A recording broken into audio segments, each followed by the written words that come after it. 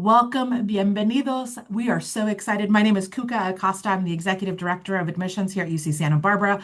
On behalf of the admissions team, congratulations on your admission. But we're not here to talk about the admissions component because you already know that.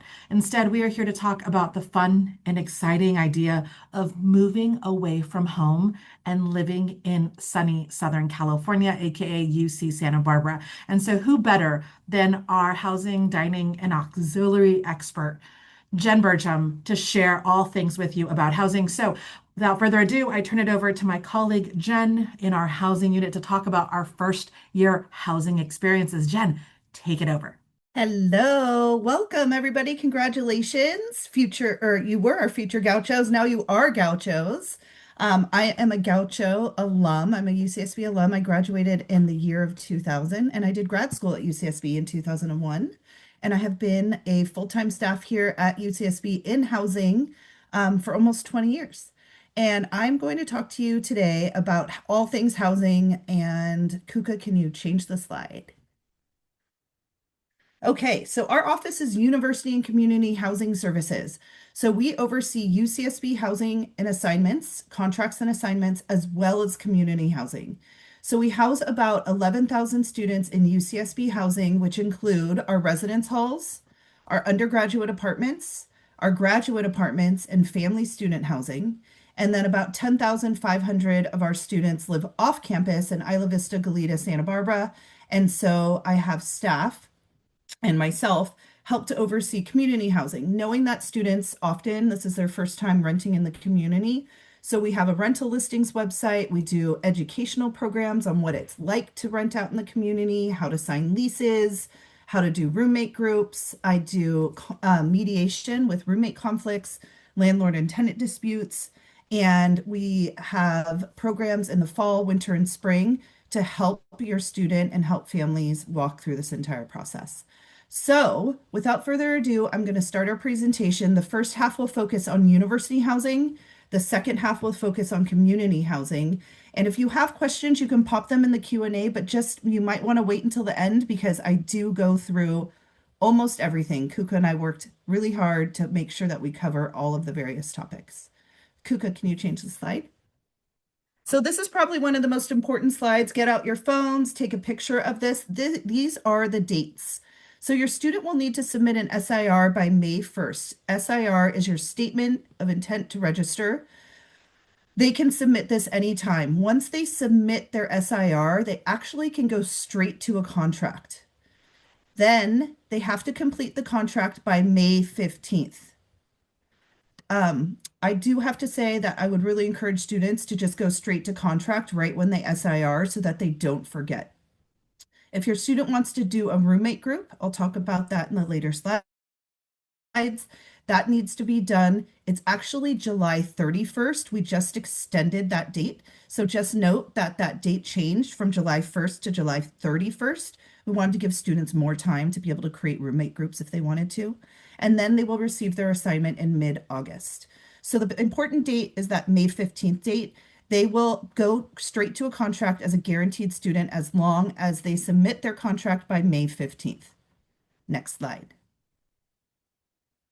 So the housing guarantee, all new freshmen are guaranteed a spot as long as they meet every deadline. The deadline date again is May 15th.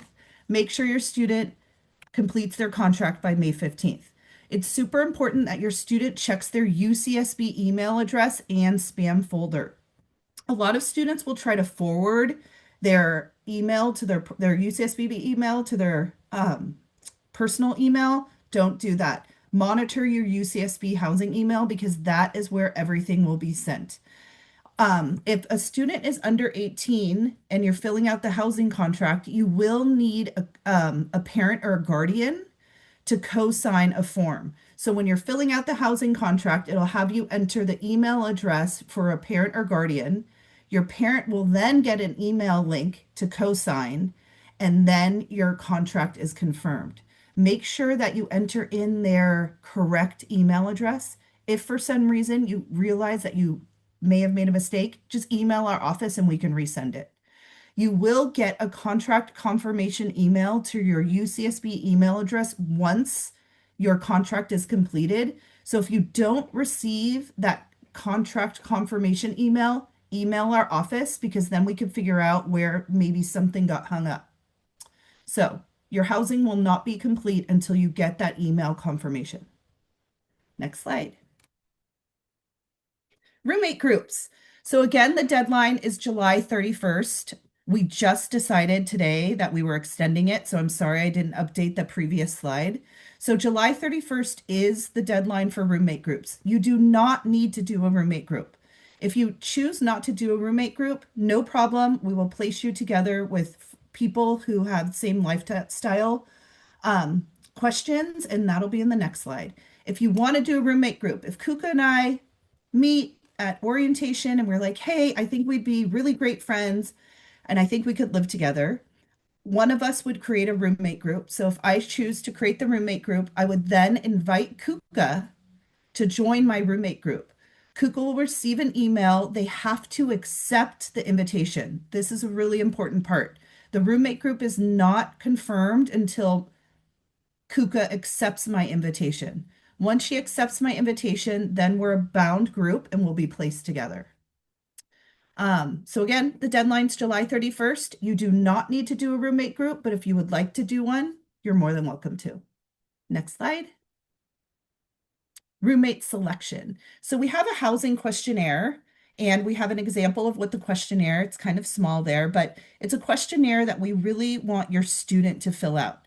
I know sometimes parents want to sit there and watch what their student puts down. It's really important that students fill this out and they are super honest about their selection because it will talk about whether they're a morning or a night person, all of these very personal questions. It's important that you're really honest because we're going to place you with other roommates who have similarities so that you have the same lifestyle. Those can change too. I know they can change. Like you may come to college as a night person, but then turn into a morning person. And if for some reason mid-year you're not really jiving with your roommate, we do have an option to do a room change. But just know that initially it's really important for your student to fill this out and to be as honest as possible. We will, I'm so sorry, I spaced. We will be matching you based on your lifestyle questions, except if you have a roommate group. If Kuka and I are in a roommate group and we're in a triple, we will make sure that the person that may be joining our group has similarities to both Kuka and myself. So even if you're in a roommate group with just one person, there is the possibility that you might be put in a triple with somebody else that you might not know, but we will make sure that your lifestyle questions match. Next slide. Privacy and FERPA.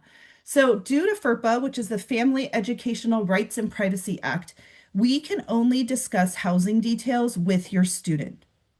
And this is really important for parents to know that when you email our office and you're asking us a billing question or asking us about anything related to your student's housing, we won't be able to give you any answers because we have to work directly with your student. If your student gives us permission to speak with you, we actually have a FERPA form that they will fill out to give us permission to speak to you for a conversation about a certain topic that they are explicitly stating on their FERPA form that we can speak to you about. So the responsibility is really placed on the student to manage their housing correspondence. If your student emails us and CCs you on that email, we will respond to both of you, but we will be responding directly to the student. So I just wanted to let you know that we're not trying to be rude. We just can only speak directly with your student about any details related to their housing. We do have an accommodations process for students who may have a disability or a medical need. If you have a medical need and you have need a disability accommodation, you can email our office. Our email is right there, and we will send you the forms for you to fill out and your medical provider to fill out. We work directly with the Disabled Students Program on campus, another amazing resource. But just know that if you have a disability accommodation with campus through the DSP program, which is the Disabled Students Program, that doesn't automatically give you housing accommodations. So if you have a disability accommodations with campus, you have to go through a separate process for housing accommodations. They aren't, they're separate processes. So if you have any questions, you could go to our website. So if you go to housing.ucsb.edu, you can actually go to accessible housing. It'll talk all about it, or you can email our office and we can send you more information. Animals in housing. So you can't have pets in housing, but we do have an emotional support animal, ESA process. Again, you can email our office or you can go online and we can send you the paperwork to complete the ESA paperwork and as well as service animals. Meal plans. Everybody loves to talk about food. We have some of the best food, I have to say. I have the pleasure of traveling a lot to a lot of different campuses, and the food at UCSB is incredible. So, meal plans. Students will be able to eat at any of our dining commons. So, we have De La Guerra, Carrillo, Portola, and then Ortega. Ortega is our to go dining commons. After the pandemic, we have a to-go option. So students go on an app. It's like Grubhub. They get to order their food. They scan their code, and then a box opens, and their food is there. Students are loving this option, this takeout option. A lot of students, you can see them walking. They'll get their food to go, and they'll all go watch the sunset on the beach. Or you have a class during lunch hour, so you may get your food so that you can eat it after your class, but it's been a really great option for students. So there's three types of meal plans. There's the Platinum, which is 19 swipes, the Gaucho Gold, which is 14 swipes, and the Gaucho Silver, which is 10 swipes. And starting this past year, you have a limited number of guest meals that you can use with your swipes, and you have a certain amount of rollover meals. So if I have 19 swipes, I may decide to bring Kuka and Julian for lunch one day so I could use my guest swipes. And then I might not eat all my food that week. So I do have a certain number of swipes that can roll over to the next week. Meal plan changes can only be made up until Sunday of week 2. So after week 2, students can't make changes to their meal plan. So it's really important for students to lock in and kind of decide like, okay, 10's not enough. I'm going to change it to 14. After week 2, they won't be able to change it again. So just note that. And we have all the menus available online. So students go online and they're like, ooh, they have confetti cake over at Carrillo. Let's go there for dinner. Or I really love this themed meal. They always do really amazing themed meals. Let's go over to Portola for dinner. So students are able to see what's available in all the dining commons on each day. There also is vegetarian, vegan, and gluten-free options, kosher and halal friendly options as well. And then we also have a dietitian. So if your student does have dietary needs, we actually have an in-house dietitian that your student can meet with prior to coming to housing to talk about whatever their needs are and trying to figure out what would be the best for them moving forward. And if you need their information, you can go online or you can email our office and I can directly connect you. Move-in weekend. It seems so far away, but I'm going to tell you it comes really fast. So students will be assigned a move-in day based on their building. And I know that seems a little bit confusing, but we have a well-oiled move-in machine, and we actually stagger move-ins depending on the different buildings. So that way it's not congested in one area on any certain day. So once your student gets their assignment, in their assignment, they'll be able to sign up for a move-in time based upon their building.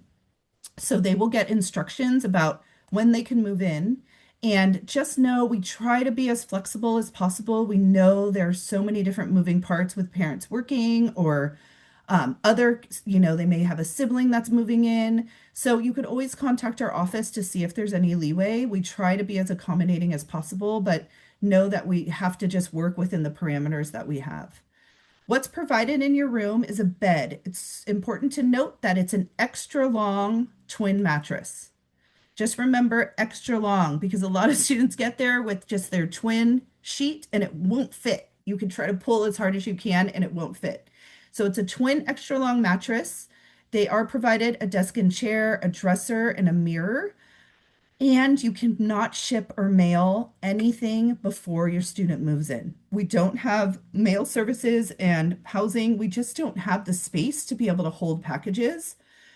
We do have students that have had a lot of success pre-ordering at Target. We have a local Target here, or we have an Amazon hub, which is in Isla Vista. So they'll pre-order things to Amazon, but unfortunately, you can't mail or ship anything to our office. We do have an amazing website. Again, on our housing website, if you go into move in, you'll see a tab for residence halls, and you can click on that and it'll give you all of the detailed information. And if you have any questions, just email us and we'll tell you hopefully, whatever, we'll be able to answer whatever questions you have. And if I don't know the answer, I'll find out and get back to you. And just know your meal plan does start when you move in. So we do have some early move-in dates for some of the buildings. If your student chooses to move in early because their buildings open early, they can move in, they can stay there, and their meal plan will start on that date. Oh, Kuka, the yellow tab. First year students are not allowed cars on campus. We have very limited parking here for students, even for staff. And so first year students are not allowed cars on campus. And the first day of school is September 24th. Your student will be moving in prior to that date, and there will be a lot of events happening prior to school. They have a week of welcome where students can kind of get to know other students, and then we have tons of programming. Sorry, Kuka, I was long-winded No, on that Jen, slide. there's a whole bunch of people asking questions about the swipes. So since we're on the whole conversation of Okay, food that was let's just do it. recent, can we go back to Yeah, swipes? So can we clarify let's go swipes back to swipes. per week? And there was this whole Yes. 19 swipes per week. So is that breakfast, lunch, and dinner every day? Question mark. Right. So I'll be honest, it's 19 swipes per week. And I'll be honest, a lot of students sleep in. And so some students choose, they're like, I'm not going to eat breakfast today. But it is 19 swipes per week. And it's plenty for a lot of your big eaters. It's all you can eat. Um, they can do their to go and they can utilize their swipes however they'd like, but it is per week. Okay. And then is it required to have a meal plan if you're living in the residence halls? It is. There we go. So if I'm living off campus because I'm not choosing the housing guarantee, Mhm. can I still get a meal plan in the residence halls? You can. There is something called an off-campus meal plan that students can get. So if students are choosing not to live on campus, they can get an off-campus meal plan. And there are a variety of options. I want to say it's Kuka, correct me if I'm wrong, like 4, 7, 10, 14, 17. There's different options for students to get an off-campus meal plan, and they will be able to utilize any of the dining commons. And they as well get guest and rollover swipes. I'm loving this question. So can my student use the guest meals for themselves? Maybe they they need one extra. The guest meal plans are rolled into their swipes. So if they have 19 meal swipes, that's in 19 is including the That guest guest. meals or rollovers. So if I have 19 and I bring Kuka because I have 3 guest meals and I bring her 3 times, those take away 3 of my 19. I hope that makes Perfect. sense. That's a Okay. great clarifying point. And then I think the changing of the meal plan, there's some worried parents, and I get it. Yes. My baby is going off to college and I will not be cooking for them. I am so worried that they will not eat. So if I get them the largest meal plan, but then week after week they're not using it, what will you remind me when can I drop it or when can I add it?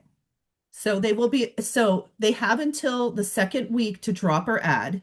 So my suggestion is freshman year fall. Get them what you think they're going to use. By fall, they'll be like, Mom, I need more meals, or I really don't need that many. So then they can make the change for winter, and they have until the second week of winter quarter to make a change to their meal plan. They could go through winter quarter and be like, still not enough or still too many. They can change it second, they can change it again the second until the second week of spring quarter if they go through winter and want to change it. And then just a last clarifying point, you've said it, but just to put it up there. So I don't keep the extra meals. They don't roll over from week to week or quarter to quarter. Correct. Only a certain number roll over from week to week. Nice. All right, perfect. Thank you. I will go back to the move-in weekend questions.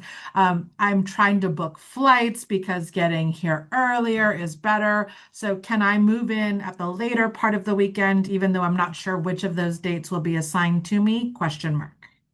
So what I suggest for student or for I get a lot of parents who are asking about move-in weekend because they're traveling internationally and they're wanting to get here. I'm going to my calendar right now to look at move-in weekend. So bear The with 19th me. and 20th is that Yep, Saturday and the Sunday. 19th and 20th. I would say that you should plan for the 21st, which is that Monday if you are coming internationally or you want to make your plans now, because even on the 19th and 20th, we have, or sorry, yeah, that weekend, it's going to be, it varies from building to building. All right. So Yes. are there any flexibilities of moving in early? I'm an out-of-state student. So I'm hearing it's easier to come in later versus to come in earlier or make that request. Correct, because it's going to be building dependent on which buildings open earlier. And all of that is being determined. And we will update that online at that move-in link as soon as we solidify everything. But you won't know your assignment until probably August. And I So in know that's hard. August, on Hmm. August, I will get an email to my university email account that tells me Saturday or Sunday. And so I can plan accordingly at that point. But if I need to book a flight today to save myself some money, plan on that Monday. Correct. When's the latest I can move in as a first year freshman? So you can move in anytime. School starts on the 24th, but I have had students who had things come up and they needed to move in the weekend after, and that's okay. Just let us know because we just don't want if you're moving in after the 24th, the first day of school, just email us and let us know so that we don't mark you as a no-show and just make sure that you're okay. We just like to make sure that students traveled safe, got here, or they have alternative plans. And so we could just make a note in your app arriving on the 26th or arriving on the 28th. Awesome. Oh, okay. Thank you. I think we got most of the swipe questions and the move-in questions Perfect. in, and I'll let you go back to it. Feel I'll free mute to interrupt myself. me at any time because I'm just You going to keep know I chatting. do because I love you. All right. Okay, move-in weekend. I think we got that. Let's move on. Explore housing options. So we used to have a model room set up in one of our residence halls, and after the pandemic, we closed it down because we just couldn't have very large groups of people going into these very small spaces. So we actually worked with our Marcom team, and we have amazing video tours that are filmed by current students. It's on UCSB YouTube, so you can click on that link. And then we also have housing options where you can compare residence halls. So you can say, I want to know the difference between Manzanita, San Rafael, and Santa Cruz. And so you can mark those and it'll show you the differences. But great options, and you can scan that QR code to look at various housing videos. Next slide. Okay, we're going to switch a little bit over to family student housing. So I'm going to talk about family student housing, and then I'm going to talk about community housing, and then we'll open things up for questions. So family student housing, or for students that are in partnerships or have children, we have a lot of non-traditional students that are coming back to school as first years, never been to college, but they have families. And so this is the only application that you can apply to before you get admitted to UCSB. The reason being is that our wait time is pretty lengthy. So families without children, the wait time is up to 12 to 18 months, and families with children, it's 6 to 12 months. We do like to prioritize our families with children, and we do try to guarantee our new freshmen, new transfers with families with children into family student housing if we can. Next slide. I'm going to take a drink of water because we're switching gears. So community housing. This all might be information that you may not use this year if your student's choosing to live in UCSB housing, but I do want you to open up a tab and you can download this information for your students next year because you're going to be like, I remember Jen talked about this. So community housing. You will start to feel these inklings and this energy October, November of your students' freshman year about needing to secure housing for their next academic year. That seems bonkers, I know, but that's when it starts. So I like students to start thinking fall of their freshman year about what they want to do for their following year, because in January of their freshman year is when they will have to reapply for UCSB housing, which is not guaranteed as of right now for their second year, or going into community housing. So, half of our office and what my bread and butter is community housing. So, we have a rental database that I like to call the glorified Craigslist because only UCSB students, faculty, and staff can log in. It's a rental database. We vet anybody who posts on here. Students can post on here that they're looking for roommates. They can post their sublease. I put all of our educational programs on here. There's a tab about renters' rights and responsibilities. And we have a lot of information about advising and mediation and habitability. So this is our rental listings website. Next slide. I also review leases. So if your student, if Kuka and I decide that after freshman year, she and I want to go out into Isla Vista and get an apartment together, and I find a management company and I'm not sure what to do and I can't not sure what this lease means. You can make an appointment with me and I'll review your lease with you. We'll go through it, we'll answer questions so that way you know what you're signing. Knowing that a lot of times for these first year students, this is going to be your first time signing a lease, reviewing a lease, and having a lot of questions about what the process is.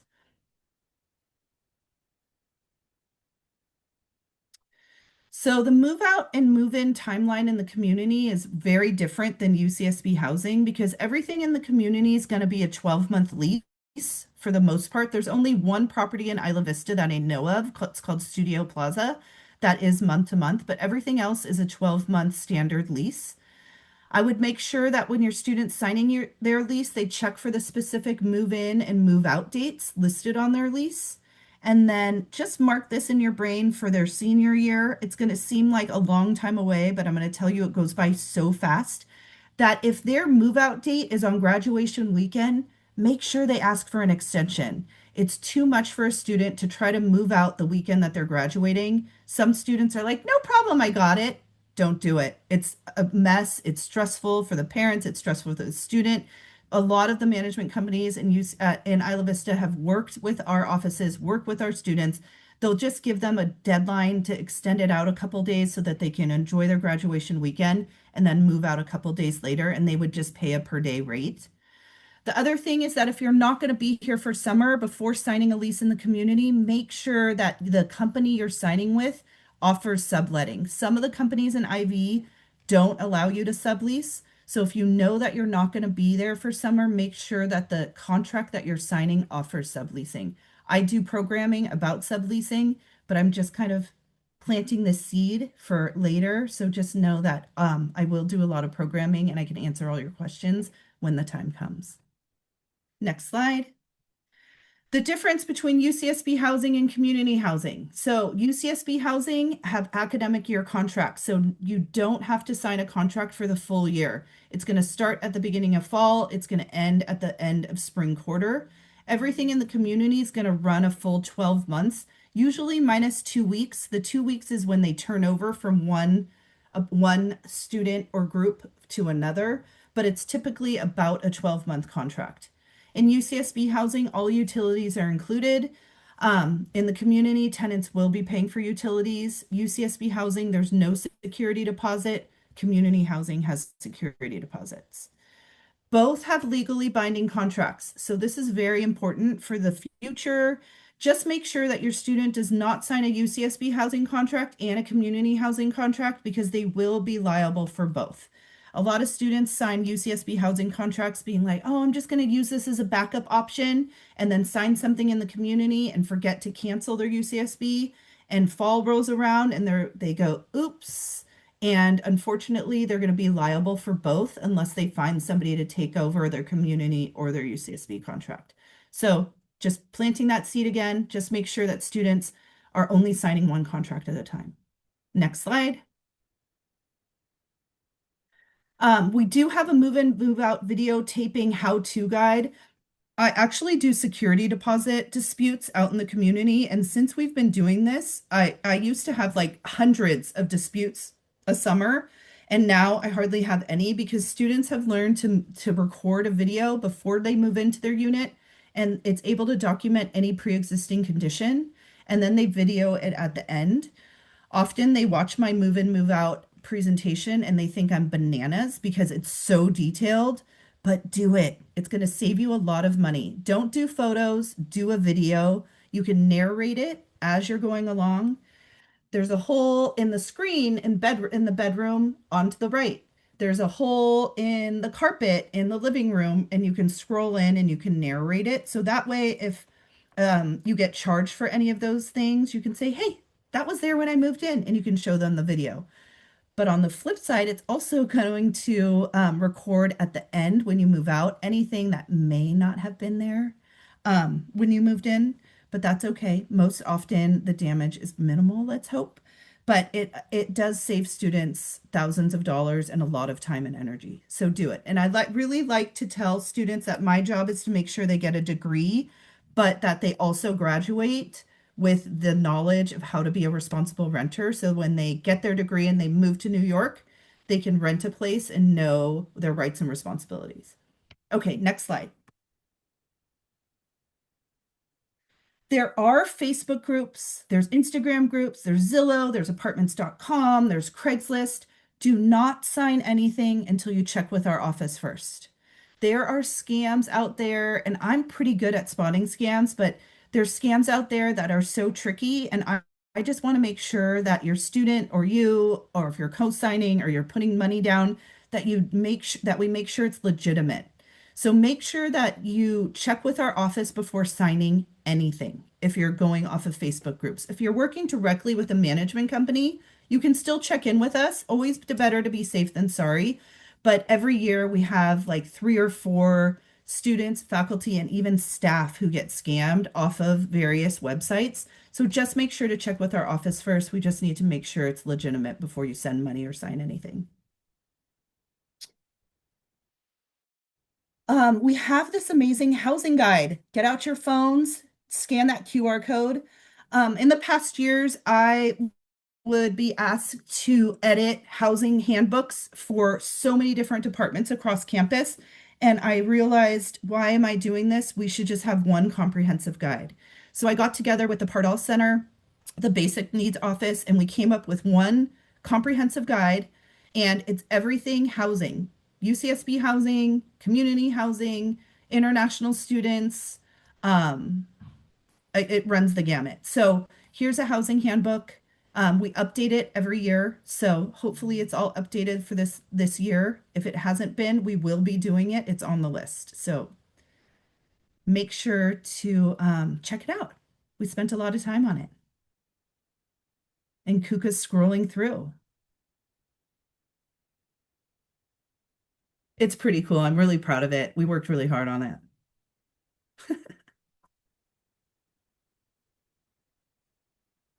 Okay, I'd love to just talk about some off-campus resources. These are 3 resources that we work really closely with our office. The one is the AS Legal Resource Center. So as a student at UCSB, you have access to free legal resources through the AS Legal Resource Center. I hope you never need to use them, but if you do, it's just good to know that they're there. It's located in Isla Vista. Robin is one of the lawyers there. She and I have worked together for almost 20 years. She's an amazing resource. She doesn't just do landlord tenant, she does everything, but it's just a good resource that I like to tell students about. The other one is the Isla Vista Community Service District. They have a mediator and they do mediation services. I do what I call small M mediation, but the mediator at the Isla Vista Community Service District is really amazing. And they do what I call big M mediation, but they can do mediation for students, faculty, staff, or anybody in the community. And then the Isla Vista Tenants Union does very similar work that we do in our office, but of course they're by their name, they're more tenant based, but they do a lot of educational programs as well. And I just want students to be aware of their services. And the last slide is basic needs. I feel that housing and food security go hand in hand. I just want as students here, there are so many resources available to you, and often students come to me their senior year and they're like, "Man, I didn't know that I had access to all of these resources." So I really like to highlight basic needs. There's an AS Food Bank and Miramar Pantry. Students have access with their access card to fresh food, produce, and toiletries multiple times a week. One of the food pantries is out near the apartments, our off-campus apartments. And then there's actually one located in the University Center where the bookstore is. It's a great resource for students to be able to get fresh food, produce, and toiletries. And then the other basic need resource, again, I hope you never have to use, is the financial crisis response team. So if you have a parent who may have lost their job and you have a change in income, or you're not able to make your rent because all of a sudden you had to pay this big bill, you can contact the financial crisis response team and they will work with you to give you aid or grants to be able to get you through to the next to the next quarter, to the next month. Our big goal is to help students stay in school, even and to help you climb over any financial burden or financial hurdle that you may be coming up against. So again, I hope you never need to utilize them, but if you do, just plant this seed and know that it's available to you. Our goal here at UCSB, we're a big university, but our goal is to make it feel small and just know that we're here to help support you every step of the way. Whether it be housing, I feel like students come to me all the time because they're like, this isn't a housing question, but that's okay because I can help. And if I don't know the answer, I will connect you. Okay, next slide. And this is me. This is me when I had hair. I recently shaved my head because one of my really good friends had brain cancer. And so we shaved our heads together, and I've just kept it short because it's very easy. So this is me when I had hair, and this is my information. I pride myself on being extremely responsive. So my email is jburcham@ucsb.edu, and that is my main phone line to my office. And then our office information is below with our general housing info email and then where we're located. So we're located on the third floor of the University Center. So if you walk through the main doors, the campus bookstore will be on your right-hand side. And on the left-hand side, you'll see a staircase that goes upstairs. We're actually right on top of the basic needs office. So you can go to basic needs, you can come get housing help. I clear out that housing info email every day. So I zero it out. So every day we start fresh so that you will get a response. I check it on weekends. I check it in the evenings. It's really important for me to be responsive. I think a lot of times, um, students have questions and I just want to be able to give answers. I would say if you're trying to get a hold of me, it's best to email me. I'm in meetings all day long and sometimes I just can't get to my phone, but I can check emails really quickly and give you an answer right away. So I would just really encourage you that if you have questions for me directly, just email me. And most often you're going to email housing info and you're going to get me responding. So I'm Jen. That's me. That's my presentation. And Kuka, let me know what questions people have. Oh my God, do they have questions? I am loving this particular group. So we're going to start with like 7 people are asking about the honors floor. So I'm going to make it a larger conversation. Can we talk a little bit about the learning living communities? And I'm actually going to put that website up so that people can see it. And within it, if in my housing application or my housing contract, I want to ask for one of these particular learning living communities, including the honors floor, how do I do that? Can you scroll down a little bit? Scroll, scroll. Okay. I am sorry to say, but the scholars floor Is is a no bye-bye. longer. There's now 14 of them Yes. and not 16. So we no longer have the scholars floor. It was one of the areas that students felt that they didn't need. They felt like every floor was a scholars floor coming to UCSB. But if your student would like to apply for one of these living learning communities in your contract, you will have the option. You'll fill out your lifestyle preferences, and there also will be a question about whether or not you want to be in a living learning community. If you do, you'll mark which one you would like to be in, and it'll ask you a little bit. There may be a drop down text box where you can write in why you would like to be placed there. We have the Rainbow House, Lavender Living, first year residential experience. So if you go to this website, it'll tell you a little blurb about where it's located and where and what that living learning community is about. We do have gender inclusive housing, and I wish I would have put a slide. So if you are a student that needs gender inclusive housing, if you identify as trans or queer and would like specific and have specific housing needs, that's actually one area that I work with the RCSGD, which is a resource center for sexual and gender diversity, and we work with them directly to hand place students who are needing gender inclusive housing. We have an intake link that we will send you. It's internal, and we will work with you on figuring out what housing will make you feel the most safe and secure.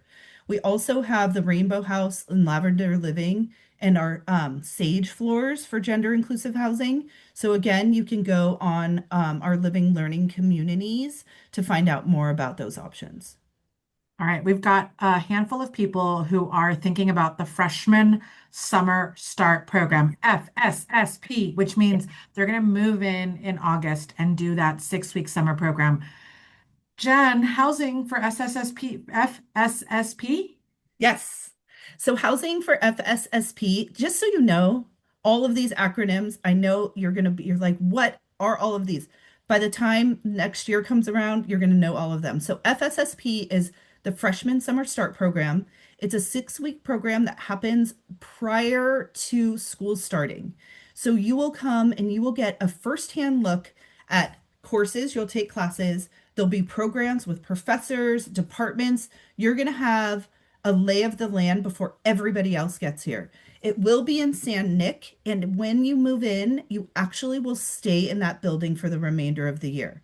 Some students right now, you'll be like, "What? But I wanted to move." I will tell you, 98% of students who say they want to move after FSSP email us asking if they could stay.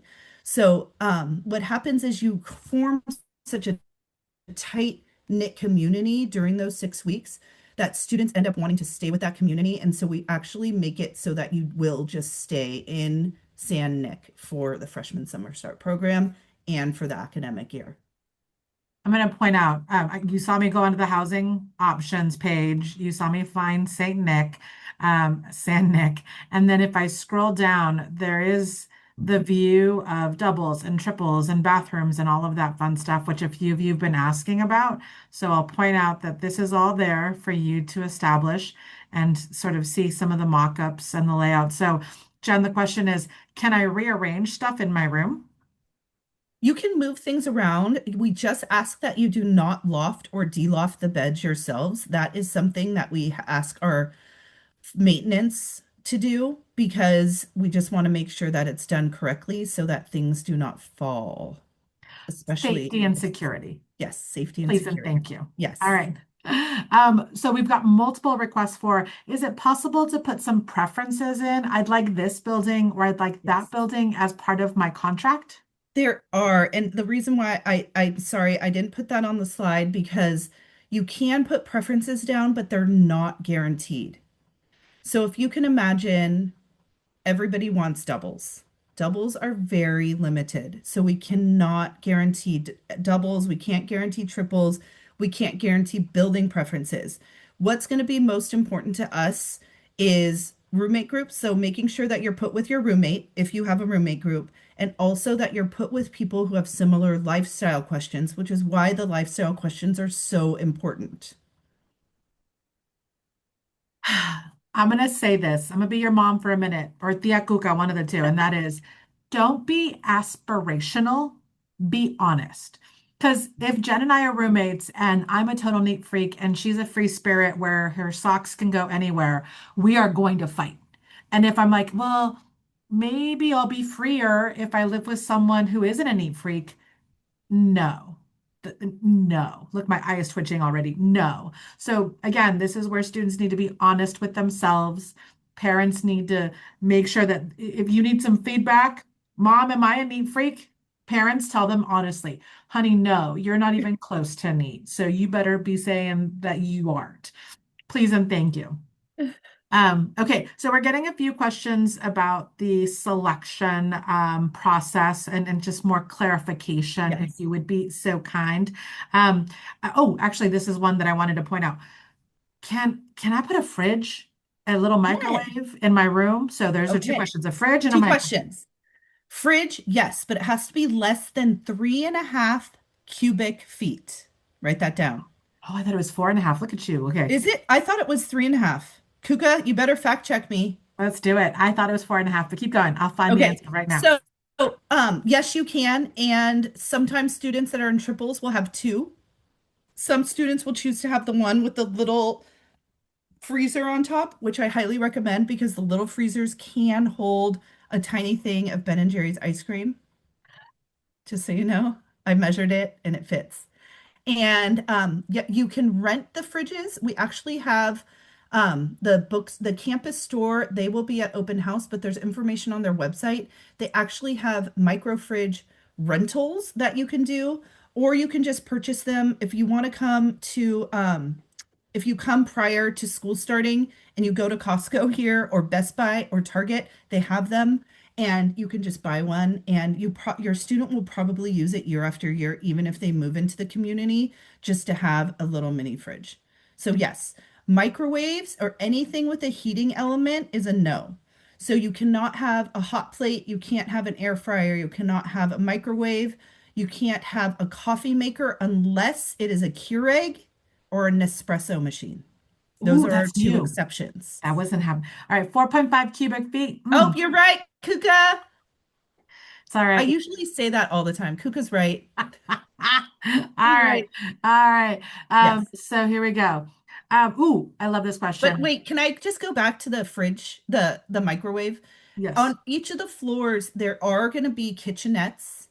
So there will be on the floor, there will be a like a study area lounge, and in that lounge will be a stove, an oven, a microwave. Sometimes students will put an air fryer there. You will need to clean up after yourselves, but we have a lot of students who love to bake, and so they'll bring stuff and they'll bake there.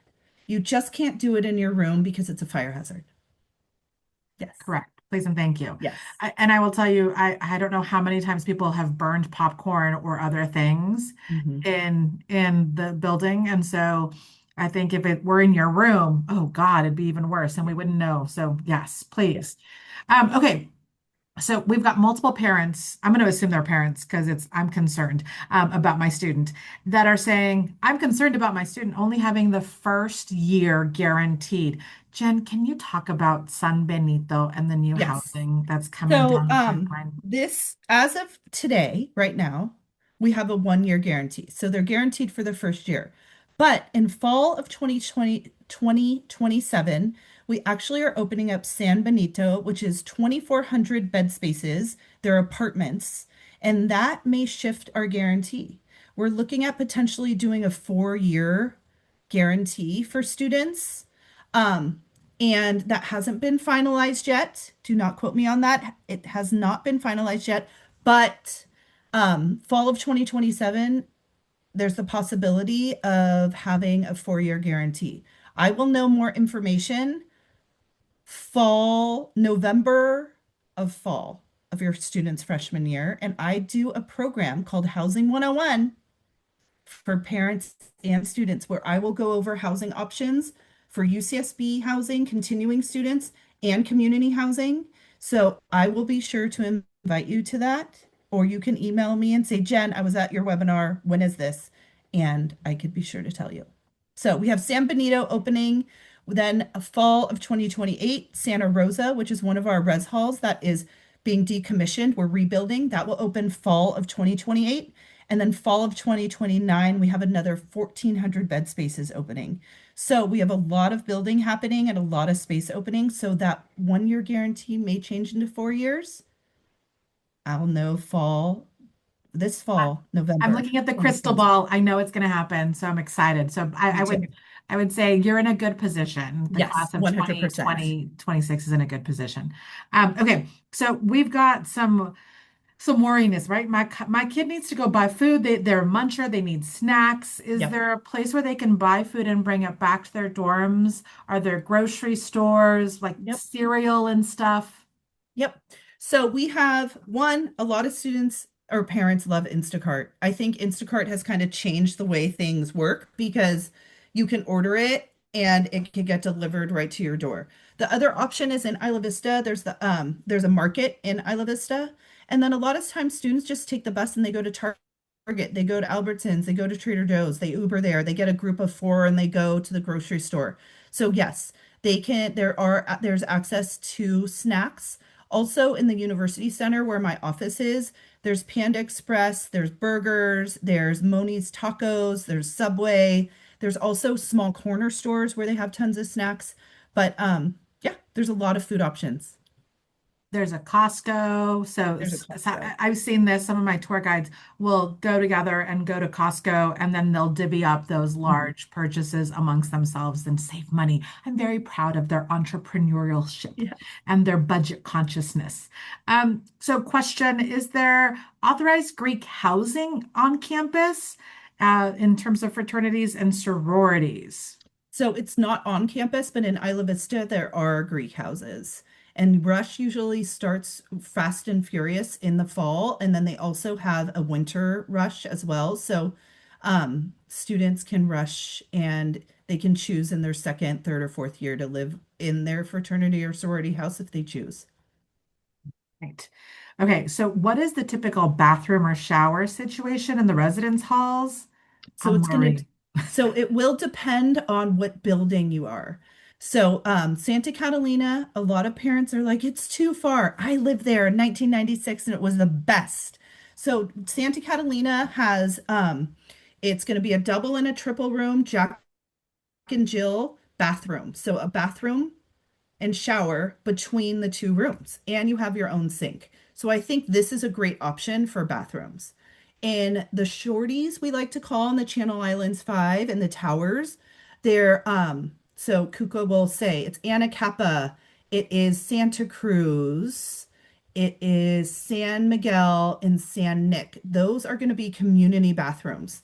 So it'll be a hallway and then the females will have a community bathroom and the male will have a community bathroom.